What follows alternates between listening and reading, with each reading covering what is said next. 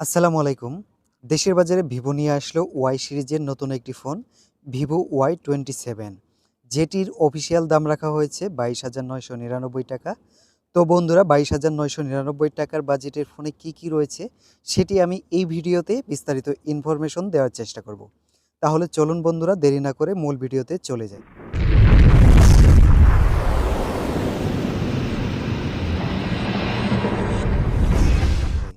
শুরুতে বক্স নিয়ে আলোচনা করা যাক। বক্সটি খোলার পর আপনি পেয়ে যাবেন user manual, SIM ejector, soft plastic back cover, type C USB charging cable, 44 ওয়াটের একটি ফাস্ট চার্জার পেয়ে যাবেন এই বক্সটিতে, এবং অবশেষে পেয়ে যাবেন এই মোবাইলটি।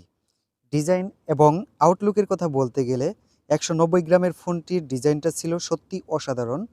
ডিজাইনটাই পলিকার্বনেটের তৈরি প্লাস্টিকের ব্যাক প্যানেল দেওয়ার চেষ্টা করেছে, যার ফলে ফোনটি হাতে নিয়ে প্রিমিয়াম লেভেলের একটি ফিল পাওয়া যাচ্ছিল। এই ফোনটি দুটি জনপ্রিয় কালার ভেরিয়েন্টে পাওয়া যাবে, একটি হলো বার্গেন্ডি ব্ল্যাক, অন্যটি হলো সি ব্লু।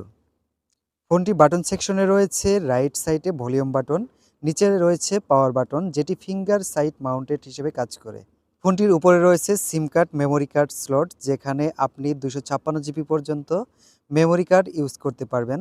নিচে দেখতে পারবেন 3.5 এর একটি হেডফোন জ্যাক রয়েছে, রয়েছে মাইক্রোফোন, টাইপ সি পোর্ট রয়েছে লাউড স্পিকার।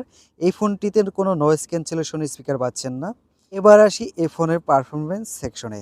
এই ফোনটি দেশের বাজারে 6128 ভেরিয়েন্টে লঞ্চ হয়েছে। এটা রান করছে অ্যান্ড্রয়েড 13। এর প্রসেসর সেকশনে রয়েছে অক্টাকোর মিডিয়াটেক হেলিও G85 মেলিজি 52। এর সর্বোচ্চ স্পিড হচ্ছে 2.0 গিগাহার্স এবং 12 ন্যানোমিটার চিপসেট রয়েছে এই ফোনটিতে। ডে টু ডে পারফরমেন্সে আমি কোনো সমস্যা পাইনি। এছাড়া মাল্টিটাস্কিং ছিল বেশ স্মুথ।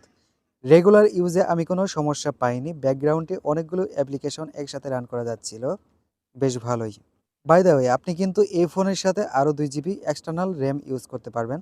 এই ফোনটিতে যে প্রসেসর রয়েছে সেটি মূলত আমার কাছে মনে হয়েছে গেমস লাভার যারা রয়েছেন তার এই ফোনটি বেস্ট একটি ডিভাইস হতে পারে। এখানে রয়েছে 6.64 inch full HD IPS LCD display, যার রেজুলেশন হচ্ছে 1080 into 3288, 995 PPI density. Display brightness outdoor ইনডোরে বেশ ভালো পারফরমেন্স পেয়েছি।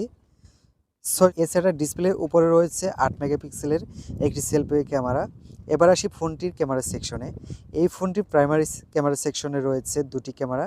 একটি হচ্ছে 50 মেগাপিক্সেলের মেইন ক্যামেরা, যার অ্যাপারচার হচ্ছে 1.8। আরেকটি হচ্ছে ডেপথ সেন্সর, যার অ্যাপারচার হচ্ছে 2.4। ফোনটির ফ্রন্ট সাইডে পেয়ে যাবেন 8 মেগাপিক্সেল সেলফি ক্যামেরা। আমার মতে এই বাজেটে 16 মেগাপিক্সেলের একটি সেলফি ক্যামেরা দেওয়া উচিত ছিল।